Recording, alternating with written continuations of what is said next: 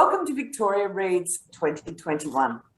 My name is Angela Savage and I'm CEO of Public Libraries Victoria, which is bringing you tonight's event. As we gather tonight to share stories, we acknowledge the first storytellers of this land, the traditional custodians of the country of Victoria and Australia, and their connections to land, water and community. We pay respects to elders past and present and extend those respects to any Aboriginal or Torres Strait Islander people who may be joining us this evening.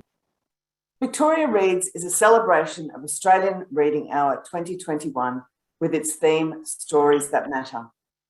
I would like to thank the hard-working team of library staff across the state that have put this event together. Their marvellous collaboration has enabled us to bring you a stellar lineup of Victorian personalities in panellists Alice Fung, Christian White, Nazim Hussain and Tony Birch, and co-hosts Claire Hooper and Paul Kennedy. And I'd like to thank you, the readers of Victoria, for joining us to celebrate the joy of reading and talking about books. It's my pleasure now to introduce you to tonight's co-hosts. Claire Hooper is a comedian, author and presenter. Her innovative live solo shows have been critically acclaimed and nominated for awards. For 4 years, Claire appeared on the iconic comedy show Good News Week as a team captain. In 2015, she scored her dream job as co-host of the Great Australian Bake Off for Foxtel's Lifestyle channel, leading to her brilliant Adelaide Fringe solo show Biscuits in 2020. Claire regularly appears as co-host on Channel 10's The Project. Reputedly, Claire's proudest achievement to date is the release this year of her debut children's book, Princess Benjamina Has a Very Cheeky Bum. Appearing alongside Claire tonight is Paul Kennedy, a reporter, author and presenter with more than 2 decades journalism experience. Paul has worked in news and current affairs for 3 television networks and presented sport on ABC News Breakfast for 13 years.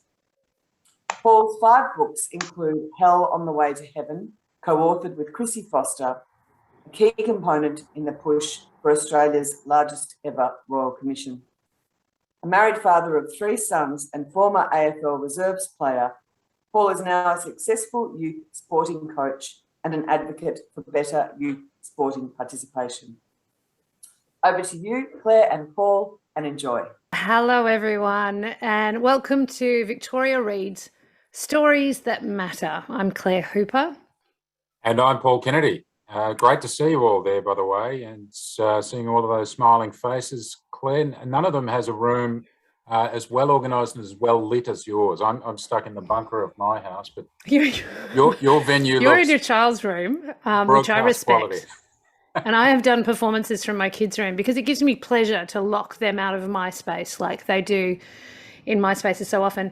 In fact, talking of space, I'd like to acknowledge that I'm on the lands of the Wurundjeri people of the Kulin Nation. It is my great honour to live here, and I pay my respects to their elders, past, present, and emerging.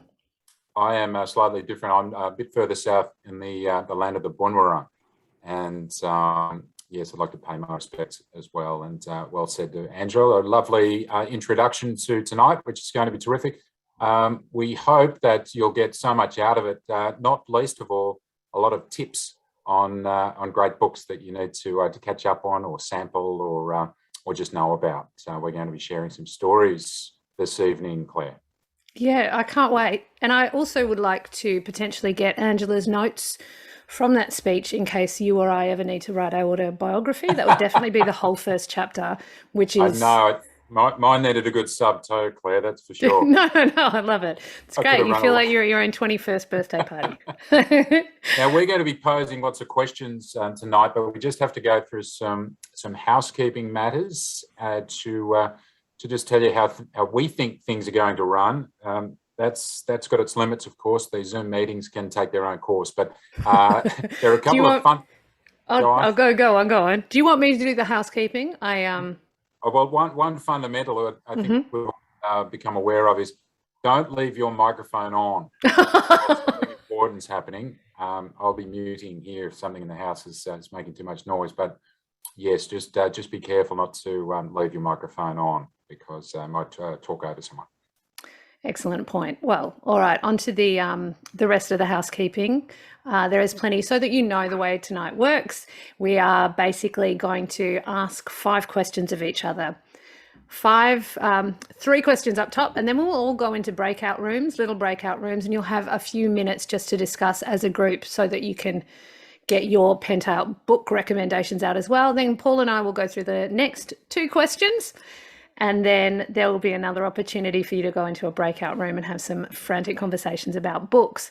And up the top, I know that Paul is going to do a really quick poll with you. So just get ready to answer the poll question. Yes. So Australia Reads is brought to you by 55 libraries across Victoria, and we've planned a really beautiful night for you. Now, the event is being recorded. As Paul said, please keep your microphone turned off during the event and then flick it on when you enter a breakout room. Now, it's a very tight show tonight. We won't be able to take questions, so save up all of those comments and thoughts for the breakout rooms. Now, you can email us anytime during the event. I'm going to read out the email address, victoriareadstogether@gmail.com. There is a librarian at the other end of that email who will be answering questions as quickly as they can. Any inappropriate behaviour or comments, obviously, you'll be racked right off. This is a book lovers event. We have no place for nasties. If you are someone who likes to post on social media, here's what you post. All right, you're among pals here. Hashtag Victoria Reads 2021. So that's 2021. And hashtag stories that matter in your posts. And then all the nerd librarians can follow the hashtags. Oh my gosh, my 5-year-old used the word hashtag in conversation for the first time today, and I feel sick and I'll never get over it. Okay, it's poll time, I think. Done. Did you admonish her for that language? No, because she wasn't even using it correctly. It's just one of those words that floats around. So she was just having a chat with her dolls and she was like, hashtag can't believe it. And I was like, there's double shame in telling them off for speaking in modern parlance too. So just to warn them that one. We've got a poll, as Claire said. Now, 2 very simple questions, and I suspect it's so we can just keep track on how things are going tonight. The total number of people watching with you, ? That's the question on the poll. 1 through 9. So just if you can answer that one. And oh, wow, look at this. Look at the number of ones. Lots of people by themselves tonight, Lots of people flying solo. Possibly a good thing, so you can concentrate on all these great stories that we're going to hear about. And some pairs, strangely enough, not too many people with over 5, which would make sense unless you've got 5 in your family. I know, but isn't it a heartwarming idea? Just like a big family gathered around the wireless in the old days. Yeah. Like, why are we not doing that with Zoom? That'd be nice, or maybe out in the backyard fire pit. But I can't see anyone with a fire on at the moment. And the second question of our poll is, where are you watching from? So you're in Melbourne and surrounds, you're in regional Victoria, rural Victoria, the state, or outside Australia. So I think we'll get the second question up there. All in good time, just to find out where you are watching. I'm not sure if we've got anyone registered from outside outside Australia or interstate even, but certainly plenty of you in regional and rural Victoria. And yes, if you're in Melbourne, we send our envy, but also our congratulations to you for being able to slightly move around a little bit more than we are. Yeah, there's we have been having conversations, Paul and I, about how many people will turn up tonight from regional Victoria. Plenty of people booked before they got released into the outside world. So maybe they are actually staring at a fire pit right now instead. Yes. So there you go. That's the poll there. I'm not sure what people are seeing, so that's why we're sort of just waiting to see whether this second question comes up. Oh yeah, scroll down for the second question. There you go. Good call. Well played. I know, I've always been the worst at tech, and this has been an 18 months where even the Luddites of us had to catch up at least halfway, didn't we? Yeah, and I'm not even using a Kindle. That's how old-fashioned I am. But I know how to scroll down. So I'm pretty impressed with myself. All right. We'll update you on the poll results later if you're interested. Because we haven't got any results yet, but thank you very much. And just tick off those poll questions along the way if you haven't done already. Thank you very much for that. All right. Shall I introduce? We've got 4 amazing speakers who are going to keep popping up through the night. We're going to hear their responses to the same questions that Paul and I are asking each other. So perhaps we'll go so that we have some variation of voice. I might just introduce the first and then I'll throw it off for the second. Yep. So obviously we're absolutely thrilled to have all of these people contributing.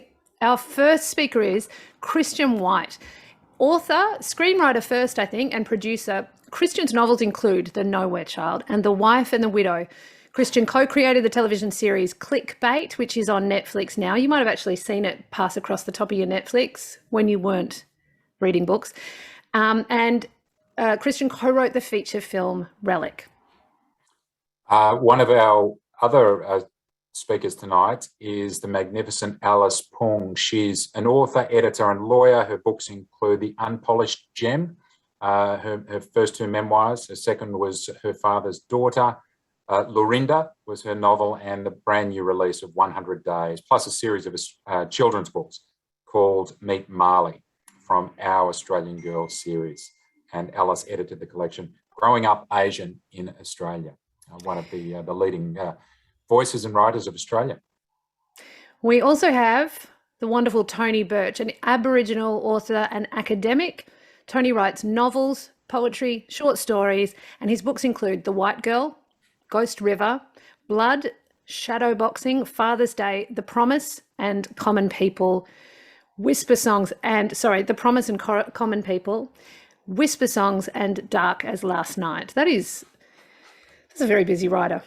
A strong collection. Nazim Hussain we'll also hear from, a comedian, TV personality, writer and activist. Nazim's numerous TV appearances have been on Legally Brown, Nazim Hussain, Public Frenemy, which I think was a really popular Netflix series. Orange is the New Brown, I'm a Celebrity, Get Me Out of Here, and Bill Nye Saves the World, The Project, and many, many more.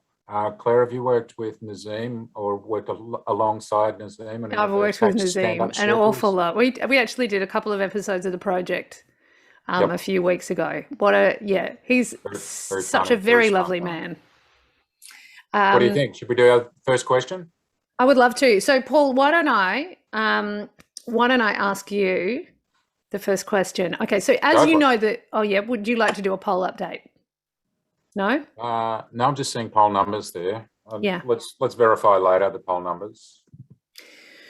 Well, our theme for tonight, as you know, go on, let's do it. Stories that matter. So, with that in mind, what book encapsulates that theme to you? The idea of a story that matters. This one drew me straight to memoir. I've been reading a lot of memoir lately, Claire, and really strong non-fiction that can open people's eyes. And I want to just, I'll hold up the title. Now, actually, this is not because of any of my involvement, but Chrissy Foster's story, Hell on the Way to Heaven, which I know a lot of people have read and seen. Now, I can see actually Chrissy is on. I didn't know that Chrissy was going to be one of the people watching tonight, but she is. Chrissy's story to confront the Catholic Church over clergy sex abuse, and many people know her story. I've chosen that one among 2 others I'll mention in a moment because I think that stories that matter involve non-fiction that sheds a light and just tells a story that we haven't heard before. In the same way that Maya Angelou's I Know Why the Caged Bird Sings is one of the great stories. She's one of the best writers in the world of non-fiction. And this one here, I just wanted to flag Ridding the Devils by Frank Palmos, who's one of our great Vietnam War correspondents who went back to Vietnam to rid one of his devils and deal with trauma of war. So quite I guess a heavy theme through that one, Claire, but stuff that mattered to me jumped out, and I thought, well, books that maybe even change the world in their own way. What about you? Yeah, I feel like you've really hit on something, because when I was thinking about the idea of stories that matter, obviously fiction matters, but there's something about stories of things that actually happened that feels so. There are stories that need to be told, and I know one of the books that occurred to me to mention here was, and it's not without critics, but the book Half the Sky, which is basically a collection of stories of women in communities around the world doing amazing things in aid of other women, basically. Yeah. So, but I still thought, when it comes to stories that matter, I'm like, look, most of the adults I know are a lost cause, and I feel like when it really comes to stories that matter, it's like the things your kids are reading. And I read Sally Rippin's amazing trilogy, Polly and Buster, to my 5 and 7-year-olds recently. And I was just like, this is, giving your kids something that gets a really good conversation around how you should treat other people and what it means to be true to yourself. And anyway, that's an absolute ripper of a series, Polly and Buster, that if anyone's looking for something for some smaller kids in their house. But I really some good themes in it. Have you read it? Have you had the good fortune of reading it? No. Sally Rippin's an amazing kids author, and it's the basic idea is a witch and a monster are friends, but in their town, witches and monsters aren't really meant to be friends. But the stories are really big and the ideas are really big, and there were a lot of really good conversations about about family.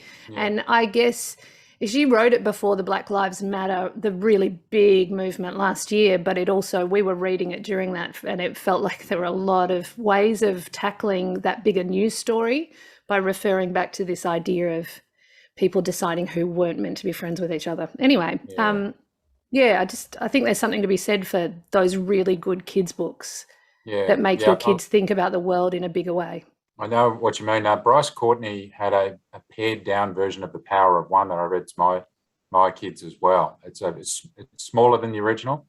Really? But still packs a punch. Yeah, it's really cool and a great way to deal with racism and other issues of class and all the rest of it, as we know from yeah. Books. All right. I'm going to look for it. Let's go on. We should move on to the second. Yeah. Well, I think we're going to hear now from our special guests, Claire, our authors. Yes. I think. But before we say that, don't worry about taking notes. Somebody is going to tally up all the books that we mentioned, Claire. Someone's going to do that. So it's a special gift to us all. No note taking that needed, and everyone will get an email. Should we hear from our special guests? Yes, we've got a video from Christian White, Alice Pong, Tony Birch, and Nazim Hussain, in that order, I believe. When I think about that, when I think about stories that matter and what encapsulates that, there's sort of two things for me that stories do and books do, which is, and the good ones do both, but the major things for me is that they provide an escape, which is much needed all the time, but especially in today's climate. And the other thing they can do when they're working is make you feel as though all the fears and insecurities and the negative thoughts you have are completely fine because someone else has had them too.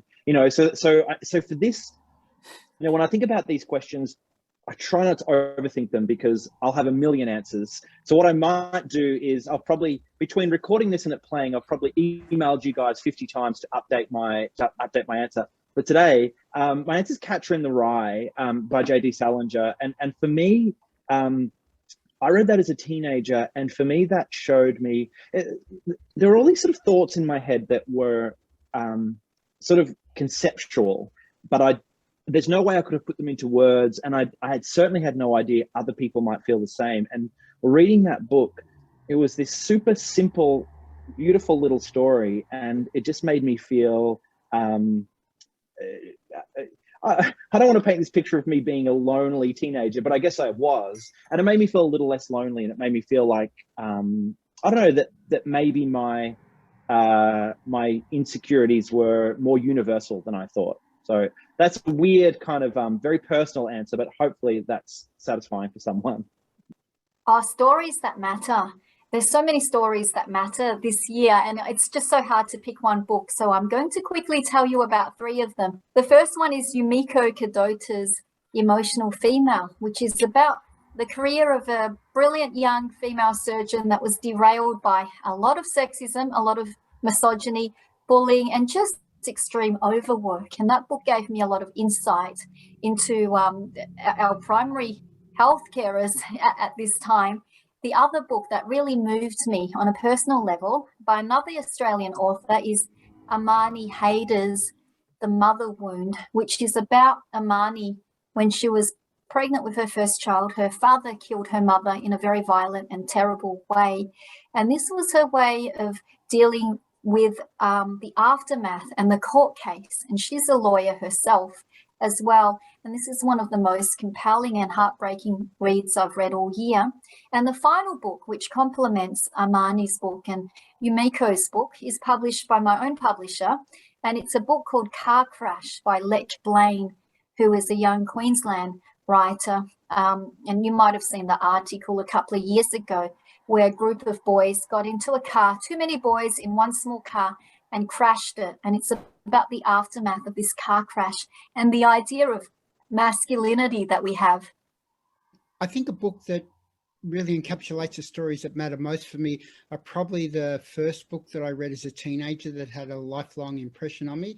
And that's a book called A Kestrel for a Knave by a British author, Barry Hines. And that book mattered so much to me at the time, not only because I enjoyed reading it, because what I learned and understood through that book is that the protagonist in that novel, a boy named Billy Casper, who lives on the other side of the world. So this is a novel set in the north of England in a coal mining town in the 1960s, that I could read this book half a planet away in Melbourne and still feel that the story of this boy was a story that not only I recognised, it was a story that I also shared in to some extent. So what it taught me is about the universal appeal of really quality storytelling, and the book has stayed with me my whole life. The book that best encapsulates the theme, stories that matter, for me at the moment is Majak Daw's book, Majak, which has just come out, and I am partway through reading it, and I'm absolutely in love with it. Majak is an AFL football player who played for North Melbourne and is now playing for the Melbourne Demons, my team. And it really gets behind some of the news articles and the headlines that we've seen about a man who has had a lot said about him, but hasn't really had the chance to do the speaking himself. And he's someone who is not naturally a public person when it comes to talking about his personal life. He's definitely public insofar as his sport and his athletic abilities, but really, we've never really heard from him. And his is a really interesting story about, coming from a very different part of the world. He's a Sudanese, and making it in AFL football at the highest level and not really being prepared for what that really means. Participating in AFL football is to participate in the centre of Australian culture in many ways. And Australians often see themselves reflected in that game. And Majak, having to straddle many responsibilities at once, clearly takes a toll on a person. And the way that he's able to tell his story in his book is phenomenal, courageous, more than I could ever do, and is an offering that I think is a really important one. Australia is a multicultural society. We often say that, but I don't think I think there is greater room to really celebrate and appreciate difference, and doing that via stories, in literature and in a book like Majak's is a really powerful way, I think that's all we'll get of Naz. I'm convinced we only lost half a word. That was amazing. I actually started to take notes and then remembered PK said, don't take notes. No, and I took notes myself after saying don't take notes. So old journalists have it, I guess. Yeah. Great spread of books there. And so I think we were on the money too with our thoughts about changing people's attitudes Maybe? Yeah. True stories. Yeah. Things that really happened that people need to hear to help them understand somebody else's world. Okay, question 2, Paul. Yes. Question 2 is, what book would you take on a space exploration mission? Do you have you've got a good answer for this, I'm sure. You want to go for it? I didn't know, does this mean sort of the longest book that you can read because it's going to take a long time, or something that's going to make you feel homesick? I know, something with really luxurious, sumptuous descriptions of things that you find on Earth, like fresh fruit and just blooms flowers. Is that what it's meant to be? I'm going to split the difference. So Okay. if you want me to go first, this one is a great trilogy of Cormac McCarthy. Now, All the Pretty Horses, The Crossing, and Cities of the Plain. 3 novels in one would definitely get you somewhere, maybe to the moon. I don't know how long it takes to get to the moon, but I assume it's probably a 3-novel trip. And I've read All the Pretty Horses. I've read The Crossing. I still have to read Cities of the Plain. I got distracted sort of part way through and started jumping on the audio books of Cormac McCarthy. The Road is another one. Great audio. You wouldn't read The Road in space, PK. Are you mad? No. That's why it's not on my collection. You'd never turn around and come home. I'm explaining why I didn't get to the third one. And that's there might be Robin's dog there. That's okay. Mm-hmm. One of the microphones on. And No Country for Old Men. Great on audiobook, by the way. Maybe if we get time later, we'll talk about how good audiobooks have become in the last couple of years. Yeah, that's right. I don't think Libraries Victoria would mind, because they do also loan out audiobooks. And a quick one just to wedge in as well, on the note of pretending you're somewhere else if you're in space.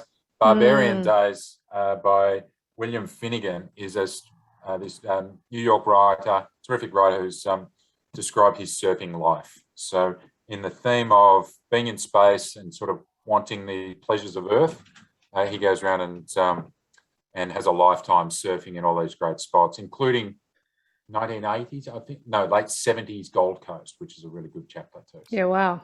There you go. That's a long answer, Claire. I did make you go first again. So no, next time I'll go first. I'm so sorry. I forced you into that. Yeah. This is an amazing question. And I thought about I was like, there's so many different things. Do you choose something that makes you happy? Do you choose something that makes you reminds you of humans?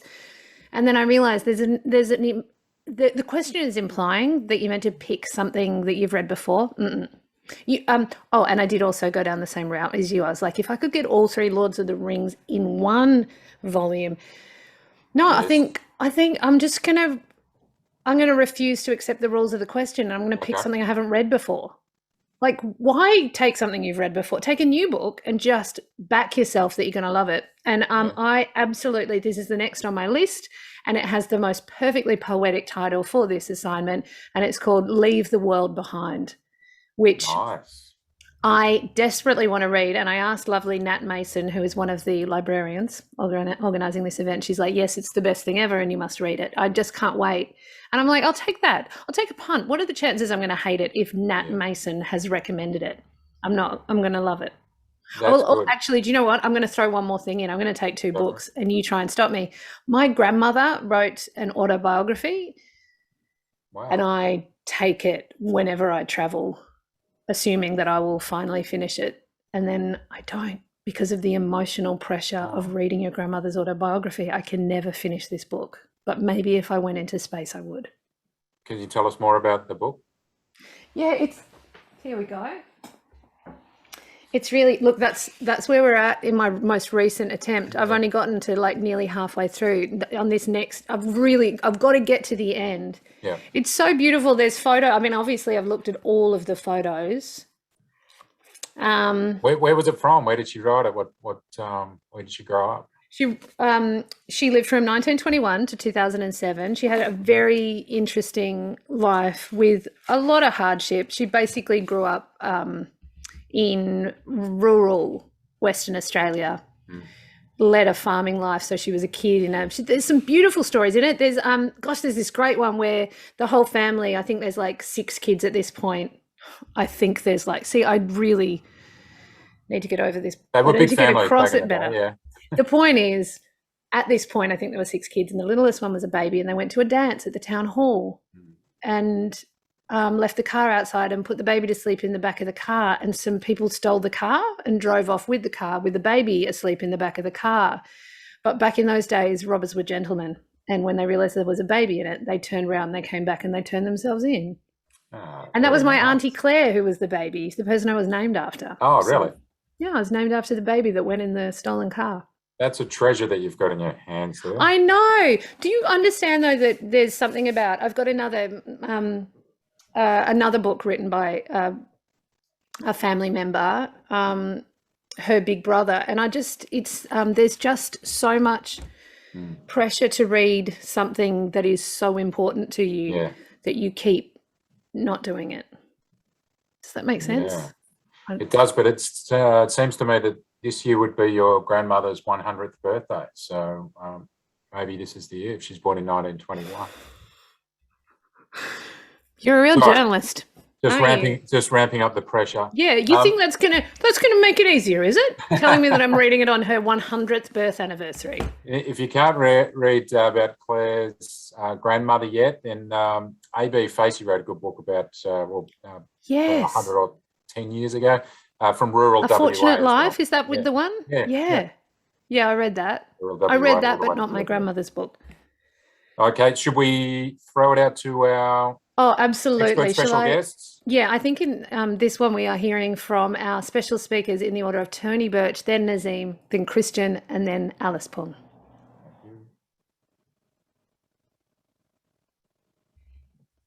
I enjoy this wait. Me too. Happened all the time on news breakfast. It's just like being on ABC, guys.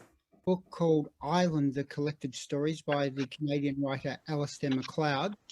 It's a book that I've read many, many times, and I think that it's a book that I would take with me because I would both enjoy the familiarity of going back to stories that I know. So it's a book of short stories, but also MacLeod is such a wondrous writer that each time I read the book, I do read it afresh. There are elements of the storytelling and the language that I discover for the first time. So I would both be familiar with the work and be really surprised by the work.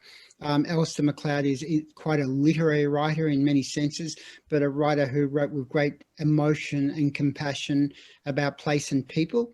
And I think it's a book that I know I read as what I would call a comfort read.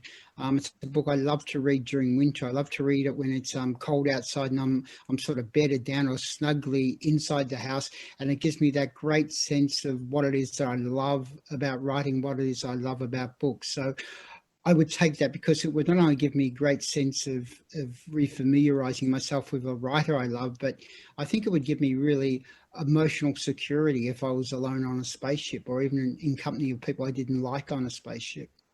If I was on a space exploration mission and I could take one book, I would probably take Charlie and the Chocolate Factory. Or is it Willy Wonka? Charlie and the Chocolate Factory. I think it's Charlie and the Chocolate Factory. My favorite childhood book.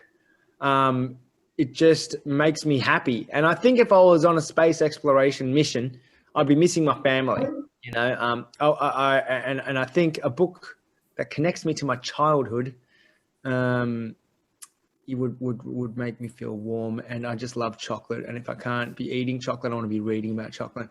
If I could be inside a book, I'd like to be inside Charlie and the Chocolate Factory. It's just every sweet tooth's fantasy.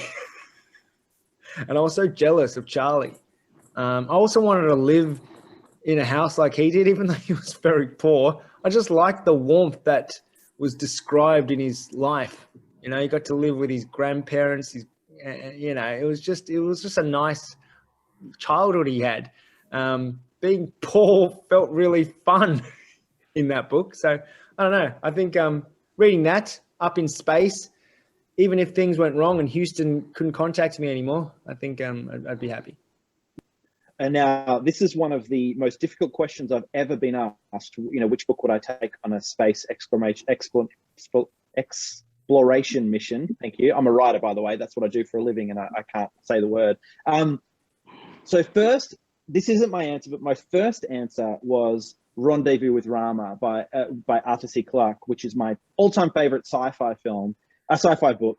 But then I started to realize, well, that's sort of not the point of the question. So then I made a quick adjustment. My final answer is It by Stephen King, as well as being one of my favorite all-time books. It's nostalgic and scary and wonderful. It's also something like 1,500 pages long. So, I could travel light years and still have something, it would take me a long time to read, fill in a lot of time. So that's my It by Stephen King, my final answer. I don't know why I said it like that. It's not a game show, but that's it. Well, if I went on a space exploration mission, and I know those things take years and years, I think if I could only take one book, I'd probably take the Bible, to be honest, because the Bible is almost like a foundation of, what we consider to be our ethics, our civilization, our sense of interrelation to each other. And I just wanted to see how interesting it would be, these hot struggles of humanity being taken so far away from the planet Earth. Would we see these things differently from a different vantage point when we see our planet, not magnified, but reduced to a tiny speck? So that's the book I'd take with me, I think. Amazing answer. Although I think Nazim was basically saying he's taking his Bible. But what a thought. What will the Bible mean the further it travels from Earth? I'll be sitting with that for a while. Good call. I did try to read the Bible once, but I never did. I reckon I would probably go all the way to Mars and back with the Bible and still not quite get through it. Through the first chapter. But yes, some great suggestions there. Are we moving to straight to let's go straight to question 3. And after this question, we will send people into breakout rooms so that they can catch up and finally offload all of the recommendations they have.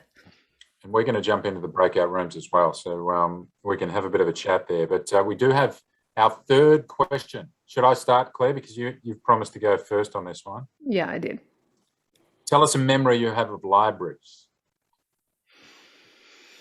And this is a really good one, isn't it? Libraries were a really big part of, I don't know why I pluralized, the library was a really big part of my childhood. There was one library, it was the Kalamunda Library in Perth. And you never knew when a trip to the library was going to be sprung on you. You're just like, when does it happen? It just comes out of the blue. And now that I'm a grown up, I'm like, Mum knew when the books were due back. That's when we went. But as kids, you're just like, the library I'd forgotten about. Anyway, so we went all the time, loved it so much. And I think I rediscovered the library when I got kids of my own, and it's been a real sanctuary for us. And I think rather than being too nostalgic about it, I think I'm going to tell you my memory of a library is from last year. And it was when we finally got back into the library after the first lockdown. And we'd had library books to return for ages, and I think we'd managed to put them in the slot and wish them good luck, because who knows who was on the inside. But that weird thing of, it wasn't like it was some massive essential. It wasn't like the supermarkets were shut, but it was so strange to have the library shut. And we went back the day they opened, and the kids had gone back to school. My husband and I went on a romantic trip to the library to try and find some books we'd been dying to read for the whole of the first lockdown. Remember that? Remember when you thought lockdown was over? Anyway, that's my library memory. It was so exciting. I don't remember having a date to the library, but it's you're talking about reconnecting, aren't you, after being isolated from everyone else for a while? Yeah, I guess just having a really valued resource that I guess you'd taken for granted. And realizing how amazing it was to go to a place where they gave you books. Well, my first experience in the library used to be at the old, I guess the high school, maybe my primary school had one, but I don't quite remember. But my high school library was where you got sent if you were in trouble. So occasionally we get sent to the library. We had great librarians with with a good sort of perspective on the world, and didn't take any rubbish from anyone who'd been sent there. So that was my first introduction. My memories since, and on different projects that I've done in my journalism, is that it's a great place to go to look up things and research and get lost in different departments, if it's big enough to be the State Library of Victoria. So when I think about experiences in the library, I've spent a lot of time there going through the old, and I can never work out, it's the old film, Microfiche, I think they call it. Never quite certain about that, because I don't know why they call it a microfiche. Maybe in the breakout room someone can tell me. I don't think it's spelled SH. Isn't it FICHE? Yeah. Come on, librarians. Librarians are nodding. So there'll be a background to that. Anyway, thank you. Yes, Marina, thumbs up. Yeah, so at the State Library, if you haven't done it, it's a weird thing, because if you go on Trove, we could click on your laptop, you could 3 clicks and you could find a newspaper from 1880 and read that. But the digitization of those newspapers hasn't quite caught up to modern day. So if you're looking for a newspaper in the 1990s, for instance, I've been researching 1993, you have to physically go into the State Library, which is a pleasure, wander through, find your spot, and then go. They've got drawers of all the different newspapers. You find your little microfiche, get it out. Every time I go there, I have to ask for someone to explain how to use the machine. Do that, then get told off for rewinding too quickly when I don't find something and I want to go to the next reel. Anyway, it's great, and that way you can explore old newspapers. Yeah, in a weird way, you have to explore the recent ones that way. And right. So the truly historical documents are in the system. Yeah, yeah. Right, but you've got this recent history period that you've actually got to go and Sherlock Holmes through. Yeah, yeah. It's all the way wrong way around. But the thing is, Trove. I'm sure lots of people use Trove. That's a real master. That's where you can read. You say I'm sure lots of people have used Trove. I've never. That's the first time I've ever heard of it. And I assume you're saying that it's and it's archived newspapers or everything. Yep, all the old newspapers. Yeah, and there's other papers there as well. So Claire, if you get some time on your hands, which you probably won't, given the circumstances, but you want to research your family, you type in the family, and that probably the local newspaper from WA would. Or I could just read my grandmother's book. Or yeah, she's done that job for you. I know. Yeah. If you want to research something on my family, okay. Some old court cases or something like that, you can get it on. So that's a long way of explaining my relationship to how I see libraries. But, and also, Frankston Library is my local library, and I love them there. That's a good library. That's a real good library. That's worth driving to Frankston for. That is, yes. Only a 2-minute drive for us, but okay. Well, yeah, not for It's worth battling all of those different traffic snarls down the Pean Highway as they replace all the railway crossings. Shout out to Frankston. Also, shout out to Coburg Library. That's my local now. You're beauty. Should we hear from our experts on this question? Yeah, love to. Experts, special guests. What order are we in this time? I think in this video, you'll hear from Alice Pung, Tony Burt, Nazim Hussain, and finish off with Christian White. Oh, I forgot this bit. I should have spoken more slowly. And after this, there'll be a breakout room. So I have such great memories of libraries, and I can remember my very first library because I grew up in Braybrook, where there was no library for books, but there was a tall library for men so that they would not get aggressive towards their family members. And I don't mean this in jest, I don't make fun of this. There's a tall library in Braybrook which served an important function. So when Footscray Library opened, and Footscray is only 15 minutes from Braybrook where I grew up, this became the hub of our social and dating life for a lot of Asian Australians and Indian Australians and, the friends with whom I went to school. This is where I was handed my first love letter. And as I got older in my 20s, this was actually the place where I wrote a lot of my first book, Unpolished Gem, in the Footscray Library. So this library has a very special place to me, the library along Paisley Street. The first library I ever visited was the Fitzroy Public Library, which used to be in the town hall. It's now called the Reading Room. It's not the library any longer. It's interesting to note that it's also the room that I was fortunate enough to launch 2 of my books in. My first book, Shadowboxing, I launched at the Reading Room, and my novel Ghost River I launched there, and that was very emotional for me. But my first visit to the library was very daunting. The Fitzroy Library was a place of silence. You wanted to wear slippers when you went into the library so you wouldn't make any noise, and the librarian was known to be a very stern man. So you went in there with a sense of trepidation, and I remember feeling a terrible emotion when I first went into the library. It was one of fear that I shouldn't be here, or what could I do here? But that changed so quickly when I found a book on the shelf that I really enjoyed, and I sat down and I remember reading a few pages of a book, and then the librarian said, "Do you like that book?" And I said, "Yes." And he asked me, he said, "Are you going to borrow the book?" And I didn't know what that meant. I didn't know that you could actually borrow books from a library. And I still remember that day leaving the Fitzroy Library with a book in my hand and a library card. And I was astonished that someone would actually allow me to take this precious object out of the care of the library and take it home. It seemed to me to be such an act of generosity that I didn't really comprehend it.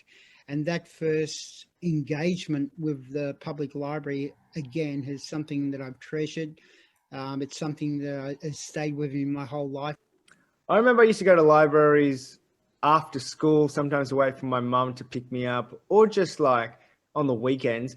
But yeah, my memory of libraries as a kid was just getting in trouble by older people who were there being quiet, and I would just be laughing. And it would just be from, just reading silly books, but also, I don't know, finding the dictionary or like the anatomy books and just showing either my sisters or my friends, private parts or circling dirty words, like, just body parts. To be honest, I've always been juvenile, and I've always been told off, and I'm just a distraction. All my school report cards said I'm easily distracted, and I distract others, and that extended to the library as well, the public library in Ashburton in Melbourne. So yeah, I just remember always annoying like regular older people that would be there just reading the newspaper or magazines with my childishness and my immaturity. But it was fun.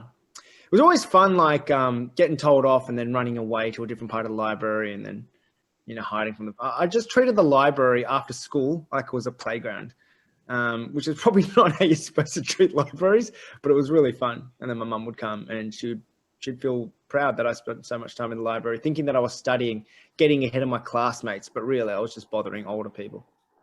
Yeah, so I have a specific memory and sort of an impression. So I remember going to, it was the Mornington Library, but it was the old Mornington Library. So I really can't remember the way, when I remember it's through the lens of childhood. And I think I mix it up with the old Melbourne Museum because I kind of had weird memories of a stuffed boa constrictor being there, which I know definitely wasn't there. But I have this really specific memory of going there when I was really little with my mum, and she was kind of walking a few paces ahead of me. And I still really remember the smell and the lighting and the coziness. And I just remember having this feeling of, I wanted to be trapped there. I wanted to be trapped there overnight. And I still feel like that with libraries. In a zombie apocalypse, I think that would be one of the best places to go because you'd just be endlessly entertained. And actually, it's funny. I was saying this, guys, to you, not in line with this question, but I have a book coming out in the later half of this year, and it's set in the 80s on the Mornington Peninsula. And there is a pivotal scene that takes place in, it's not officially the Mornington Library, but it kind of is. And so I've been weirdly thinking about that a lot lately, just thinking, just remembering what libraries used to be and what they are now. And then the other quick memory I have is actually my school library. I went to Mornington Secondary College, and it's gone now. It used to be junior campus and senior campus, and now it's just all one. But when I went there, there was a whole separate campus, and the library there was just this, I was bullied a little bit in high school, and it was just this wonderful, it was like a refuge because it was it was a safe place that the bullies couldn't get to. And I don't know, it's just, I have really, really fond memories of that smell and that, that coziness and that idea that you could just get stuck there forever and be okay. Good work. So, looking forward to Christian's new book, by the way. Yeah. I won't put you on the spot. I won't be like, and have you read all of his previous works? I am across Christian Wyatt's work. By the way, you mentioned schools in the Mornington Peninsula. Here's a little tip for you. I got onto this one recently. There's a book that came out this year called The School. Brendan James Murray is the writer. He's a teacher, and he writes it from his perspective as a teacher in a public school, and it is terrific. So The School, that's a tip for a book this year. And he doesn't reveal which school he teaches at, but I'm pretty sure it's down that way. And I will find out. That's a random tip for you, Claire. Yeah, I love a random tip. I'm sure he wasn't allowed to mention what school.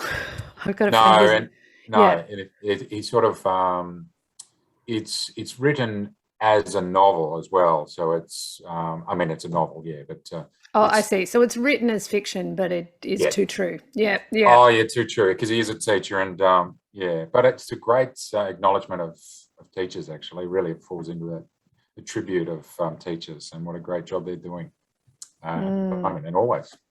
Oh man, but at the moment, can you? I heard. Things I overhear with my kids in their classmates and these teachers trying to keep kids engaged on Zoom. I know. Heard them try and sing Happy Birthday on Zoom to a kid. This is a bunch of 5-year-olds. I mean, it wouldn't even a trained choir couldn't stay in pitch and in time on Zoom. It was it's tough. Hey, we're going into our breakout rooms?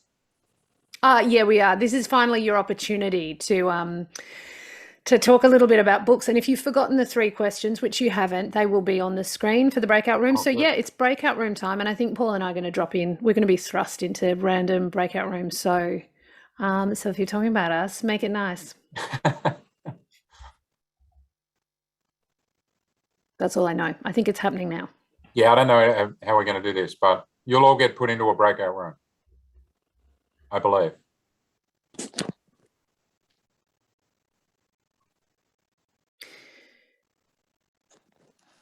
Well, you know what? I mean, while we're waiting for this to happen, we'll just let's begin a really interesting story so that we get cut off in a really amazingly suspenseful moment. Can I ask you, what are you reading now? Yes, you can. Because I finished reading The School. I've just finished reading Tim Ayliffe, who's a friend of mine. He wrote a novel called The Enemy Within, which is the 3rd of a series of books about a journalist who's the protagonist, John Bailey, and it's about being in Sydney. Tim's a journalist as well, so he writes about daily events and some really topical things like federal police raiding journalists' homes and neo-Nazis gets I mentioned in this one. It's a crime thriller. So Tim Ayliffe's book, and I love that sort of thing. I know Angela, who spoke at the top, Angela Savage, who introduced today. Yeah. She also has a series of, highbrow whodunnits. I love that genre. Yeah, cool. The other one I just picked up at my mum and dad's house the other day, because I graze off their shelves, is. And I check in on them because I'm legally allowed to do so. And it's Helen Garner's book of true stories. Oh. And I got the first stone as well. So Mum's got these. I got the first stone. Just somewhere there. Anyway, That's next. Great book. Is it good? Yeah. Oh, yeah. It's a great read. It's very interesting. I would like to reread it because I feel like the climate around accusations of assault has really changed. Like, it's even more charged now. It would be interesting to read back. And I was, looking at it today thinking, I wonder how that reads now that we're all sitting slightly differently with the topic. Anyway. It's probably depressing because it was a really breakthrough book in '92 when it was published, I'm sure. But I'm looking forward to reading that anyway, and then I'll compare with the news. What are you reading at the moment? Are we still, while we get thrust into breakout rooms? I believe people are going into breakout rooms, but I believe what's happening is because there are 400 of people and they're being filed like a librarian with a little cart. I think that's what's happening. I think that's taking a while. I'm reading, I put it on the shelf in case you asked. Thank you. Am I one of those people that only asked you so that you would ask me back? Anyway, I'm reading this and it's great, but there is a misery to it. You know, like that when you've got a book where there are no allies, it's it can really, like I can't stop reading it, but it's still making me quite depressed. Who wrote that? The other place, girl? Zakia Dalila Harris. I think it's pretty sure it's her debut. Okay. And it is very interesting about the world of publishing and how there's not much diversity in the world of publishing. So can I tell you another one that I'm reading to my 9-year-old son? How many books are you reading? Also, I don't know what's happening with the breakout rooms, and at some point, one of us is going to get thrust into a breakout room and we're going to just disappear. Okay. What is it? So this one, Sophie Laguna has written that children's book, the Lewis Carmichael. I ordered it last week. It arrived yesterday, and Leo and I got we got. Which one's Leo? How old's Leo? He's 9. Yep.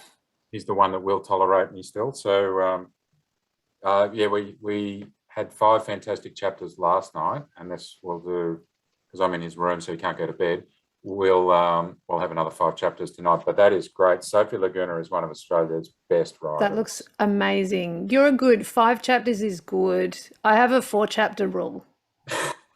I don't read more than 4. I mean, sometimes I read more than 4. Yeah. But also chapters just get longer and longer the bigger your kids get. I know.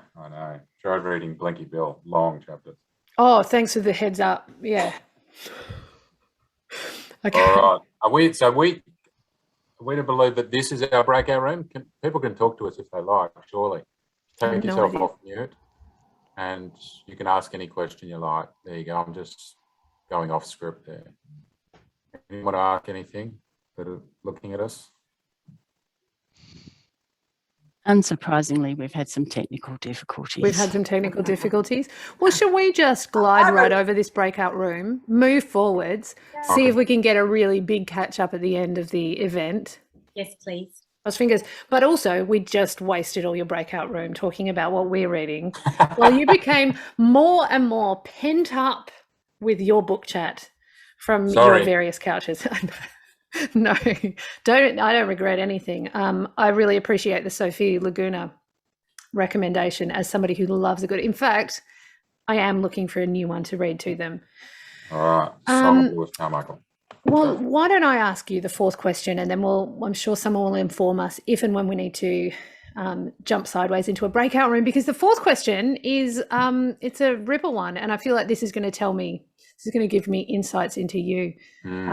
Personally, is there a book that you connect with a particular time in your life? If so, what? Oh, well, I've got a couple from the same time in my life. This one's actually pretty easy for me because I've just been writing about this time in my life. So for the book that comes out in a couple of weeks. But tell us, you know what? Tell us right now, what's the name of the book that's coming out in just a few weeks? It's called Funky Town, and it's my first memoir. Funky Town being the name of Frankston that we call Frankston. So it's about the year 1993, my last year of high school. Those people around the area will know that 1993 was a terrible time in Frankston with a serial killer. But that is the backdrop to what was happening. Good to give it a cheerful name then, if it's about a serial killer. Funky Town, yes. Yeah. But part of the story is a tribute to one of my teachers. Actually, a few of my English teachers. I reckon we had some of the best English teachers you could ever have. And I have been writing about this discussion we had in literature class. It was our school's first ever literature class for BCE. And we were discussing Tess of the D'Urbervilles by Thomas Hardy. And that one made an impression on you. Yeah, because, that was a general discussion around gender and, you know, double standards and all the rest of it, which on reflection, you know, the double standards that were around in Hardy's Victoria was the same things we were on the wrong side of as boys growing up and trying to become men. So that was a really important class discussion. And around that time, my literature teacher, Kim Stewart is her name, and it was Mrs. McMahon back in the day. She gave me a book that changed my life called I Heard the Owl Call My Name. I hope people are seeing that, by the way, otherwise it's really it's a little unclear. Yeah, sorry about that. I Heard the Owl Call My Name by Margaret Craven. It is a book from the 60s written by a former journalist, Margaret Craven, who travelled to British Columbia, spent time up there, and then wrote a novel, which is almost like a fable, a very famous book now, all those years later. Mrs. McMahon, my teacher, thought it was would be a nice book for me to read to show me how there are different ways to be a man. And the protagonist in the book is a minister of religion who goes and lives with the Indigenous people of British Columbia, and it's just the most loving and beautiful and sad and uplifting and all the rest of it. So it made me fall in love with reading, actually, which was the start for me, because I wasn't a big reader when I was a kid. I was too busy chasing a footy. Yeah, you're a jock, mate. I couldn't sit still. Yeah, I was a jock. Yeah. Yeah. Actually, I was a wannabe jock. So I didn't know what I wanted. Hang on, no. I think you were a got-to-be jock, not a wannabe jock. Yeah. Weren't you? Oh, I played a lot of football, and I was obsessed by football and cricket and all the rest of it. But yeah, so that one was good for me because that was the year 93 that I really discovered reading, and that's what sort of leads me still talking about books today. Yeah. What about you? Lovely. What are you going to reveal? That book though, that's really interesting because that is recently I asked my mum what her favourite all-time books were, and that was the first one she mentioned. So I've been meaning to read it. Well, the synopsis of the book is that the minister, minister of religion, he's a young guy, but he's terminally ill. He's got about 2 years to live, and the bishop sends him to the farthest flung place to learn enough about life that he might be ready to die. So it's a beautiful book. Is it a bit heavy for the times we're in? Here's the thing. I used to love books about the apocalypse, you know, like all kinds of apocalypses and Armageddon. Z for Zechariah?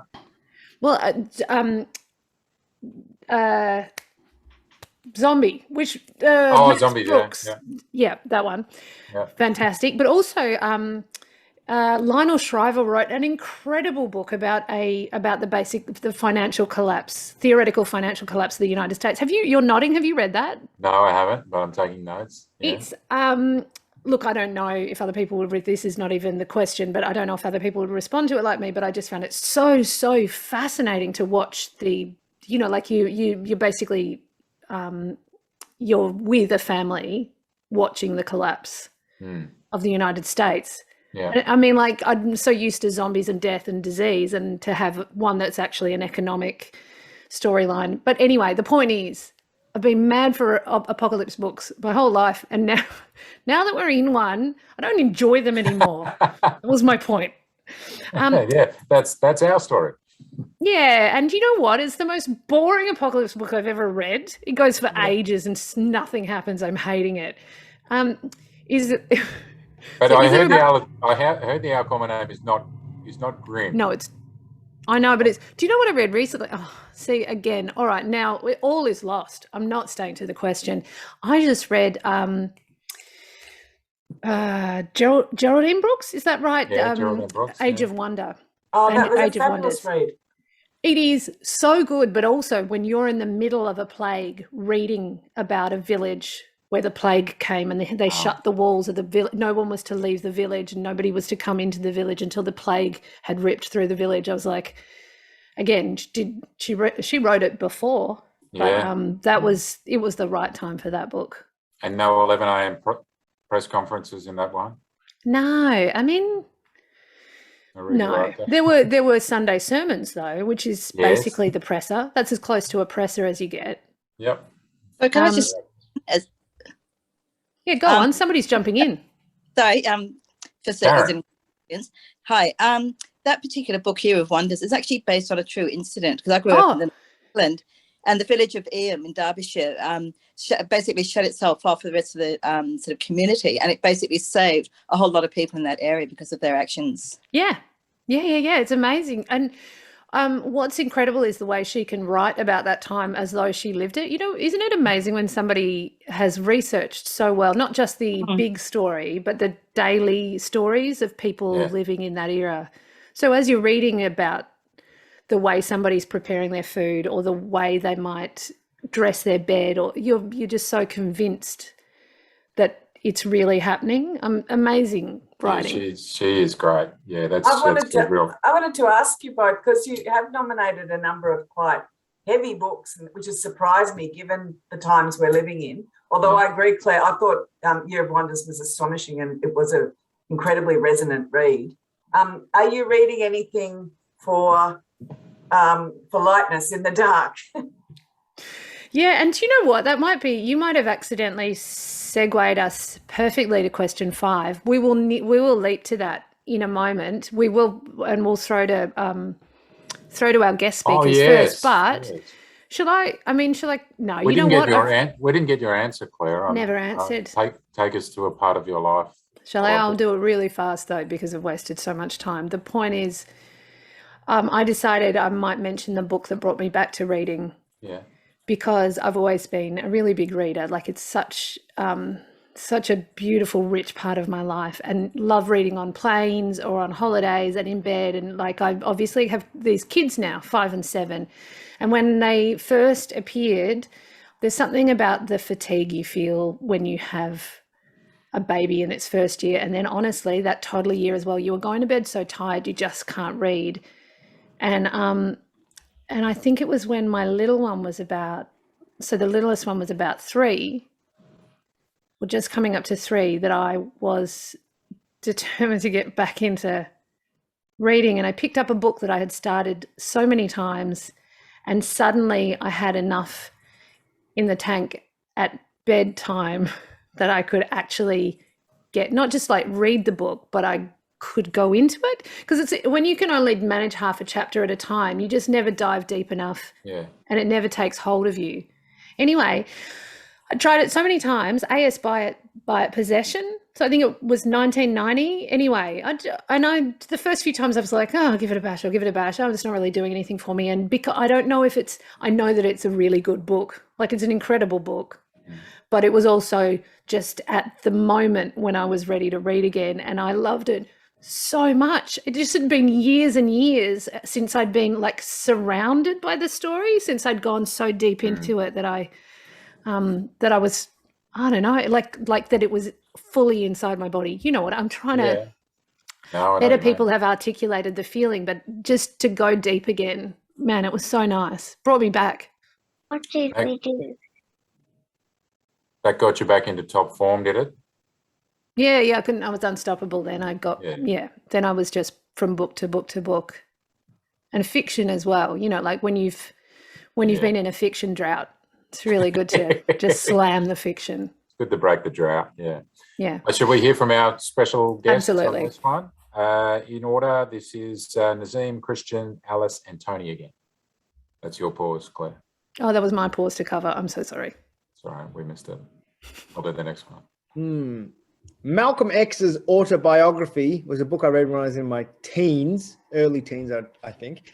And definitely, I read that feeling like, I want to stand up for justice and fight injustice and call out racism. And as a young Muslim of Sri Lankan descent living in Australia, dealing with racism and seeing it around me, especially after 9/11, I identified with Malcolm's journey and his life in lots of different ways. You know, he was a member of the Nation of Islam, and then he became a mainstream Muslim. And I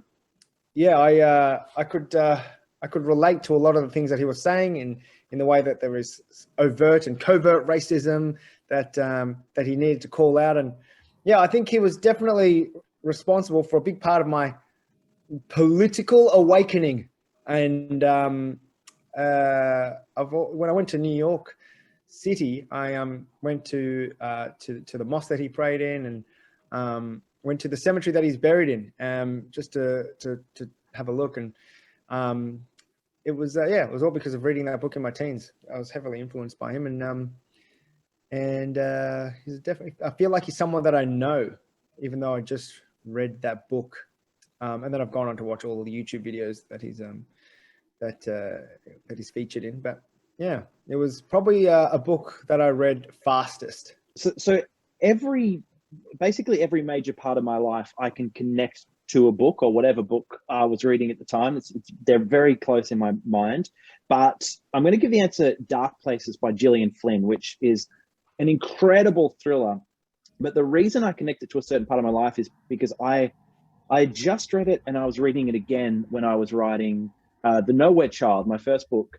At that stage, it was called Decay Theory. At that stage, it may not even had a name yet. It was really, really early. And I just remember being really excited, and I would, fantasize about, imagine what it would be like to get this book published, but also terrified. And it was this time where it was just me in that story, and I would just spend, all my spare hours working on it and reading Dark Places. And I think that, for some reason, whenever I've got my Gillian Flynn section on my bookshelf, and every time I walk past it, I sort of think about that time, and I'm sort of thankful for where I am, but thankful that I had that time as well, So I think, that's it. Dark Places by Gillian Flynn, which is also a phenomenal book for anyone who likes thrillers.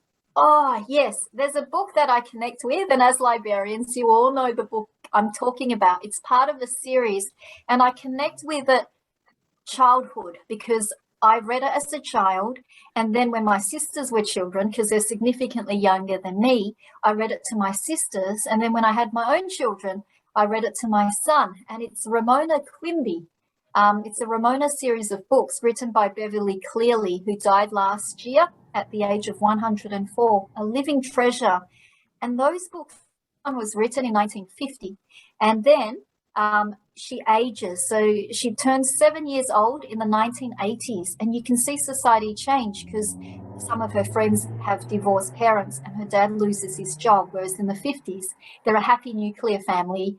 And then the rest of the Ramona's aging, she only goes up to age 11, I think, is set in the year 2000, So that was when she wrote her last installment of Ramona. So these books span 50 years about a young girl growing up in the space of about 5 years, and they never age. They're completely ageless. The book that I first recognized, I suppose, as connecting with my life are the two books by Mark Twain, The Adventures of Tom Sawyer and the Huckleberry Finn book. And I think I loved those books when I read them because of the waywardness of those key characters, particularly the Huck Finn character, and his detachment from authority and his antagonism towards authority, and the sense of freedom that he wanted to express through his love of the river, the Mississippi River, is something that I did understand and did relate to very strongly. I've written a lot about the Birrarung, the Yarra River, and I was very lucky as a kid, say from the age of about 10 and right from my teenage years, to live very close to the river and always have a mischievous association with the river. So all the transgressions that I note in my life as a teenager all happened down at the river or in the river, which I used to swim in a lot as a teenager. So I had great affection for those characters, and I felt that the escaping into that book, they are not books like a book like A Kestrel for a Knave, which is set, of course, in social realism. The Twain books were very escapist, but because of that, they allowed me to escape from reality into a fantasy of great freedom and transgression. So I really felt a very strong association with those books and great affection for those books as a kid. Do you know, I don't think I've read any Twain. Have you, PK? Yes, I read Huck Finn years ago, and my non-reading two older boys have liked that as well. They haven't read anywhere near as many books as I would like, but for them, but they've read it too, yeah. And they come to you and tell you about the language that was used in there, which horrifies them. But then you have to explain. Look, I know. I don't know. I one of my favourite childhood books was Sanitized, and I feel very conflicted about it. And it's only The Enchanted Wood. Like was Dick, Fanny, and Beth, and and they changed Dick to Rick and Fanny to Franny, and I'm like, yeah, I guess so. But also, I think it's okay for kids to have those conversations and understand that words, the meaning of words is fluid, and it's I'm sad I couldn't find one with the original names in it to have that conversation. I didn't know they did that to The Enchanted Wood. Oh, I don't like that. I'm going on the record, so I don't like it. Yeah, all right, good. I back that then. You can always talk to your kids about. Well, it opens up other discussions if they leave it like it was. By the way, I'm hoping someone takes all these notes for our special guests who pre-recorded their answers and are getting a lot of great feedback. So thanks for all the comments that people sent through. Yeah. We'll make sure that Alice and Christian and Tony and Naz get those comments because they're lovely. And yes. I'm sure everyone's noticed, but the chat is open now because the break rooms were hindered by a technical hitch. We have a chat available. So if you want to hit any of those questions, stories that matter to you, books you'd take on a space exploration mission, memories of libraries, and of course we just talked about times in our lives that are associated with one particular book, which brings us to our final question for the night. And I think we might even finish on time if I don't get off topic. Shall I ask you this question? Because Angela did ask, she said, is there anything that makes you happy? Basically, what book puts a smile on your face? I was slightly miffed by Angela saying that all these books are heavy and grim and, not stirring good feelings. But anyway, we'll move on. I won't take issue with it now. You want to go first? Sure. What did you think about? What put a smile on your face? When I other than Princess Benjamina's. Oh, look, obviously got a very cheeky bum. Obviously, that puts what puts a smile on my face is my friends' kids who are 7 and 9, 8 and 7 and 9, took a video of themselves reading it and sent it to my kids to watch. Nice. It's pretty adorable. That's Claire's book, which was released April, March. Yeah, don't worry, guys. I've got it's illustrated by the sweetest girl, Jack. How patronizing. Anyway, Jack Newen has done the most beautiful job of the palette. It's just so many colors. I love the colors. Anyway, beautiful book. I've used a lot of big words. I almost regret it. I used the word vizier, and I've heard a few people read it, and you can tell they haven't had to say the word out loud before. And I'm like, should I have maybe made the words less complicated? Regret nothing, because again, conversations about language. I love it. I loved it when at one point my kid said, "And what does that mean?" And I'm like, yes, let's just make them stretch a little bit. Yeah. Don't let that put you off, anyone. Portholes. Well my book that makes me smile is anything by David Sedaris, who was a humorist, just writes these beautiful books that are collections of essays. Sometimes they've got a little bit of an overarching story, and they've got me through flat times in my life. Like they've been what I've reached for when I just feel a bit off everything, which is I'm not making some sort of grandiose statement about them fixing bad mental health, but when I'm just not right, they're what I need. There's this lovely affection that he shows for human beings, but at the same time somehow separates himself, makes himself an observer, and it's a really lovely way to observe how funny people are at a distance that I find very comforting and nourishing. If you haven't tried Sedaris, give him a read. One of the best ones is Me Talk Pretty One Day, which sounds very doesn't sound PC, does it? It's so good. It's such a lovely book. Have you got a copy there? Or is it too far? Yep. Yeah. I'm very smart. This, I mean, I'm sure it has multiple covers. Oh yeah, that's right. Yeah, Post-it notes. That's how good it is, guys. I've put little posties in. I'm not going to read you anything now, but it's Nice. it's lovely. All right. Beautiful. Good note. What about you? Well, I'm going to share one that I know that you have enjoyed too, Claire. The backstory for me is that I hadn't read this book. I had perhaps seen the title of it and not really known what it was about. The great Billy Connolly, I heard him talking about it. Billy Connolly said he's got a favourite book. He gives it to all his friends. He gave it to one of his children, his daughter or son, and he heard them in the next room about a week later, laughing their ass off, laughing their butts off. And he said to himself, it's got another one. So A Confederacy of Dunces by John Kennedy Toole. That's why I went straight out and got it in a Penguin book form. And just to find out what was so funny, and it's hard to describe, isn't it? But I did laugh out loud so many times about this strange New Orleans world. Yes. Weird, repulsive character who could just make you laugh just by the language. It's so grotesque, isn't it? And do you want to tell the story? Because the story behind the publishing of this book's amazing. I mean, sad, but really incredible. Yeah.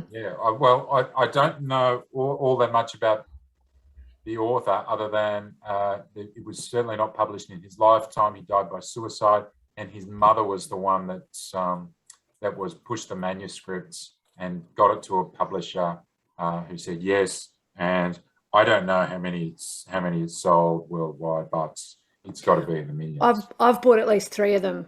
Because I'm like Billy Connolly, right? I love it so much. I don't know why. It was just because I had it the same as you. The first copy I had was the Penguin in a pile of those, and I didn't expect anything of it. And you're like, this breaks all the rules of books. Like, this is ridiculous. It's so wordy. Not much happens. Not much happens, and just it's like everyone's awful in a wonderful way, and the main character, just the descriptions of him getting food caught in his long moustache and the rolls of flab under, like, breaking against the buttons on his shirt, like this. The guy who wrote it wasn't happy, but when you read it, it makes you laugh so hard. Anyway, yes, I keep reading it, giving it to someone, saying you'll love this, and then I don't get it back and I have to buy it again. I wonder if we did another poll of all the famous stand-up comedians around the world, what's their favourite book of all time? That would be you. I bet Confederacy of Dunces comes up, So there you go. And The Hobbit, which is a short answer, but that's another one that makes me smile. Angela, does it? The Hobbit. Yeah. I love a bit of Tolkien. I remember when I read Lord of the Rings, I loved it so much. I remember having it on the passenger seat of my car and reading little bits at traffic lights. Not safe, sorry. Should have. I've crashed my car doing that. You what? Hang on, sorry. Did you say you've crashed your car doing that? You're reading the newspaper. Okay, well, the newspaper. When you're stop being such a journalist, honestly. I bet it was something you wrote. It was probably, yeah. I had a first byline when I was a cadet. Oh, that sucks you in. Are we hearing from our special guest on this particular? Yeah, we absolutely are, and we've got 4 minutes left and a 4-minute video, and we do have some housekeeping or some thank yous and such off the back. But I think we've pretty much wrapped up on time. Thank you to everyone who stuck around for that. I can't believe there's still hundreds of people, but that's how much we all love books, I guess. So yes, let's hear from our speakers. We've got Christian, Tony, Alice, then Nazim. Nice throw. That was fast. Well played. So again, when I was asked what book puts a smile on my face and why, about a half dozen came to mind. Kurt Vonnegut, a lot of Kurt Vonnegut books were right up there. I nearly went with that. But then when I really thought about it, there's a book called Survivor by Chuck Palahniuk. It was written a long time ago. Chuck Palahniuk is an incredible writer. He wrote Fight Club, the movie that, the book that got made into Fight Club. And Invisible Monsters and all these great books. But Survivor is just, like most of his books, just very, very dark, but hysterically funny. Some sort of at the same, at the same time. And the setup for this book is that it's all being recorded on a black box on an airplane. So the protagonist at the beginning of the film hijacks an airplane, lets everyone out. He lands, lets everyone out, even the pilot, and it's just him and the pilot, and he lets the pilot jump out and parachute. And he's flying to Australia, and it's going to crash in the desert, and he's got all this time to tell his story to the black box. And that's the setup. And he tells this magical, wonderful, crazy, messed up story. But it's just full of funny moments. For example, when he lets the pilot parachute out, and this isn't a spoiler, this happens very early in the book. He lets the pilot parachute out, and while the door of the 747 is still open, he pees outside. And I think those little moments, it's like, why? I'm getting to the head of the writer. Why would he pee? I just find that stuff so dumb and funny. And the book is filled with just really great, dark, weird humor. Any of Chuck Palahniuk books, they're all incredible, all really, really good, especially his early stuff, like Fight Club. But Survivor is my favorite of his, and it's also, I think, kind of the funniest. Manual for Cleaning Women was a book that came out and released most of her stories in one collection. And I'd heard the buzz around the book, and you do hear a buzz around a book, and often you can be let down. But when I read her story from the first sentence of the first story and right through the book, these are stories, the protagonists are by and large women, and certainly the first person narratives through a voice of a woman. And she has these incredible female characters who are, again, transgressive, who are feisty, who are troublemakers, or they make mistakes, and they're very funny. So that what I love about her writing is that she deals with really important social issues, really important issues of relationships between men and women, and women getting a really raw deal in society. But there's such a sassiness and strength in the women in her books that I love reading her stories. And it's another book that I'm happy to go back to again and again. And one of the reasons I go back to reading Lucia Berlin, and one of the reasons I enjoyed her book so much, is that her craft of being able to produce a pitch perfect voice is a great lesson in writing. So for me as a writer, when I'm thinking about hearing a voice of a character or getting that voice as strong or as perfect as I can, I will read Lucia Berlin, and not in the sense to mimic her work, but to think this is a writer who really knows what she's doing. And I was so blessed to discover Lucia Berlin, and I've certainly passed her on to a lot of people, particularly younger women who are writing that I may have taught when I used to teach writing, or that if I've spoken to younger writers about craft, I always suggest that they read Lucia Berlin, because I think she's a great mentor and role model, particularly for young women wanting to write and wanting to really step out and take a chance. She took a lot of chances in her writing, and I think it's all the better for it. What book puts a smile on my face? And can I tell you why? This is a really juvenile one, but back when I was growing up as a kid in primary school, there was a series of books which were so rude and so taboo that the kids who had these books, would go behind the bike shed and would read them. And they started off with the first one called All Right Vegemite, and we thought they were the most obscene thing ever. And they had poems like this, and I can remember them off the top of my head to this day. One of them was a parody of A Christmas Carol, and it went something like this: "We three men of Orient are sitting on a rubber cigar. It was loaded and exploded. Silent night." And we're like, this is so funny. This is so rude. We can't show anyone this. And I read back over these as an adult. This is quite lame. There's no swear words in it. This is really sweet. The book that always puts a smile on my face is The Little Prince by Antoine de Saint-Exupéry, however you say it. But it's a great book, a French author, translated into English, and always makes me happy. A simple story about a little prince who lives on this very small planet where he falls in love with a rose, He meets a pilot or the aviator, becomes friends with a fox, meets a snake, all sorts of adventures he has. But it's a very simple story, but it appeals to, well, the more you read it as an adult, the more you get out of it. He talks about life and the different characters you meet in life, and how best to live life. Always makes me happy. I always keep it within reach so that I can, read it and feel 10% happier.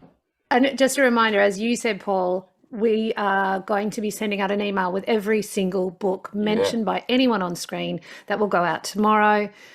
Shall I do thank yous and then you do goodbyes? Look, does that suit you, Paul? I would love to. I absolutely love housekeeping and thank yous. Okay. So on behalf of the librarians who organised this event, can I thank the speakers that we heard from: Alice Pong, Tony Birch, Christian White, Nazim Hussain. Thank you very much to the librarian answering all of those emails that were getting sent through during the event. Thanks to the Municipal Association of Victoria, Australia Reads, and obviously Angela Savage and Public Libraries Victoria. And Nat hasn't put herself, Nat Mason, Katie, look, you guys as well, you didn't put yourself in the notes because you wrote the script, and that's lame. Thank you, everyone. That's it from me. Over to you, PK.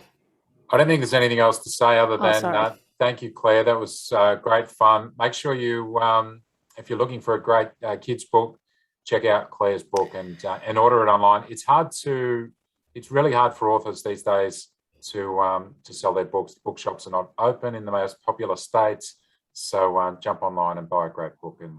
And you absolutely must buy Funky Town when it's out. I will be launching Funky Town in a couple of weeks, for those who are wondering, online with the Frankston Library. So that's the Frankston Libraries. I'm always keen to do stuff with the Frankston Library. So there you go. Funky Town Library, they should call it. I think that's it, Claire.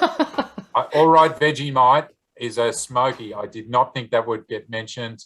I didn't expect it. I didn't expect to close out the night on All Right Vegemite. And I can't wait till the email comes out tomorrow and that's the last book on the list. Because there are people, regional Victorians, who didn't attend tonight because they had life to live. And they're going to get that email and they're going to see All Right Vegemite. Yeah. Great literature. Thank you, everyone. Thank you. Night, everyone. Take care.